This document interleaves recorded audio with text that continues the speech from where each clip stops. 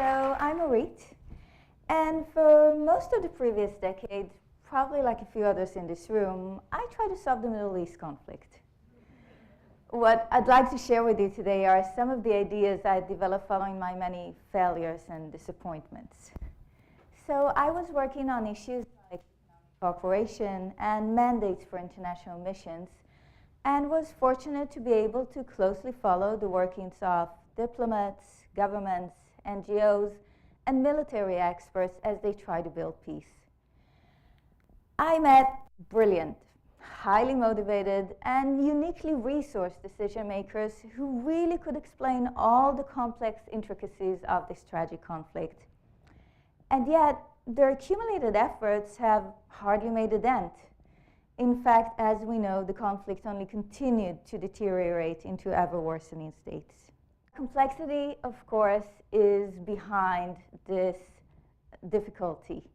We know and further learn today why you can't take a conflict and simply reduce it into a list of core individual problems for elites to negotiate.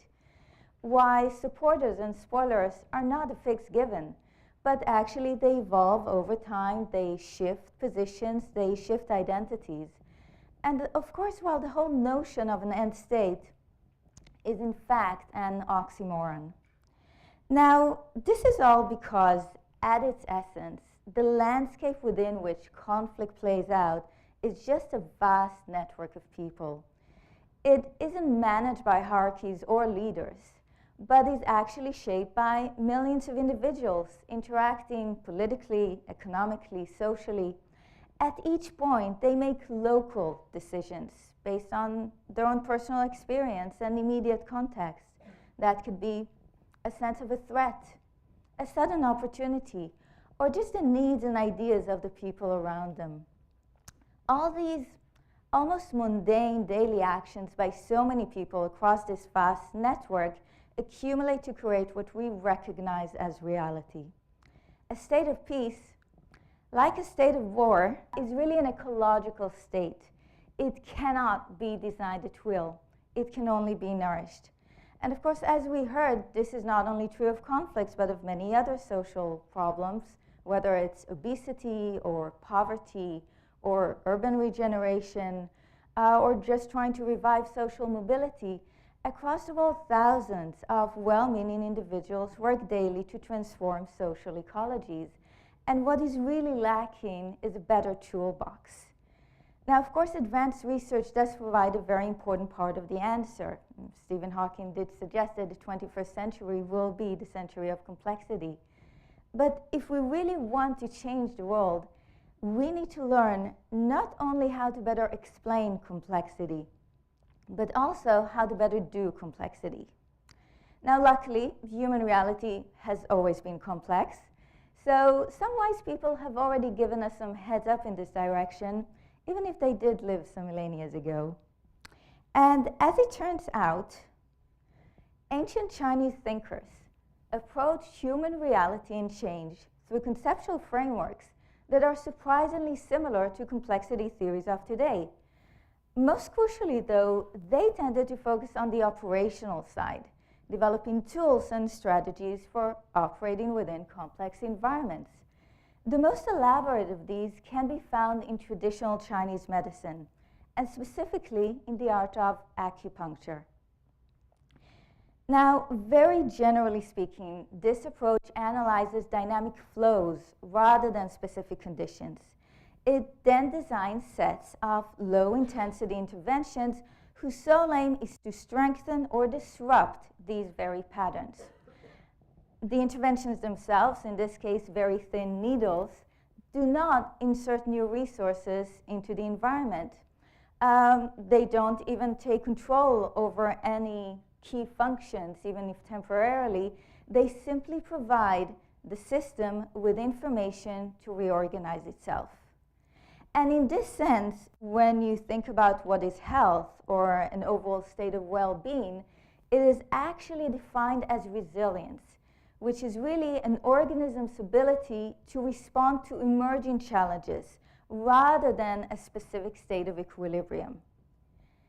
Now, I believe that these kinds of principles can actually provide us with a very rich source of references for also operating within the social realm.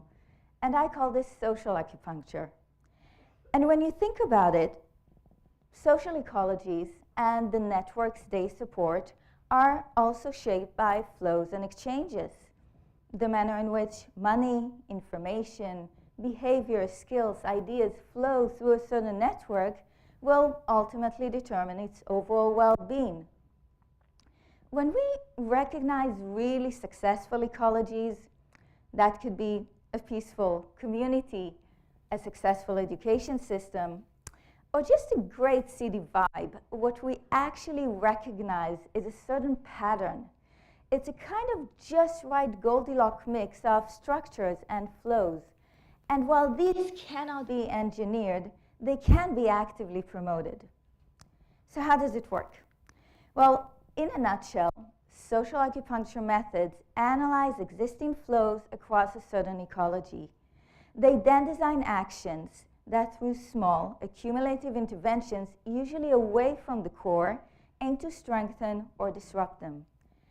The idea behind this is that over time, the dominant formations, the ones you're really trying to shift, will be gradually undermined and subverted, and the system will gain the needed momentum to tip into a new ecological state.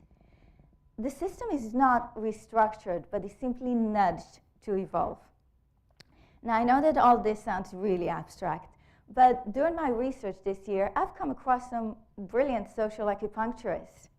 For example, Joe, who is leading a foundation promoting environmental issues in Europe. Now, most European environmental policies are actually decided in Brussels. And what she noticed were the high barriers to entry into the decision-making networks there. So instead of focusing expensive resources just on traditional political lobbies, she helped a social enterprise that provides ethical offices set up their first base in Brussels. And suddenly, loads of small NGOs who previously couldn't interact with the bureaucratic network had a base to operate from. And a whole swarm of environmentalists was simply unleashed on the town. And this, of course, over time altered information, social, and political exchanges. And there's Al, a sports scientist who also helped prepare British Olympic teams and developed a whole new approach for training for excellence. Rather than adhering to the ever more micromanaged top-down training routines, he works with sports institutions to create spaces for coaches and athletes to experiment and uncover personal tacit knowledge. And by empowering both coaches and young athletes, this creates whole new adaptive learning flows. Now, what we find in such cases is an overall strategy that aims to enable rather than to create change. The idea is that small, smart, low-profile interventions actually provide other players in the system with the information and the opportunity to self-organize and alter their behavior, and this over time creates much wider and indirect systemic impacts.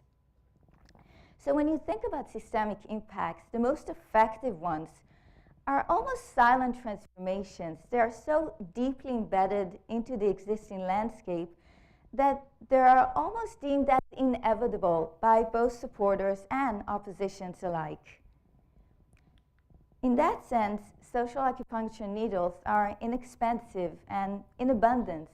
We simply need to change the way we analyze systems, the way we define our goals, and the way we design our actions to make best use of them. Thank you.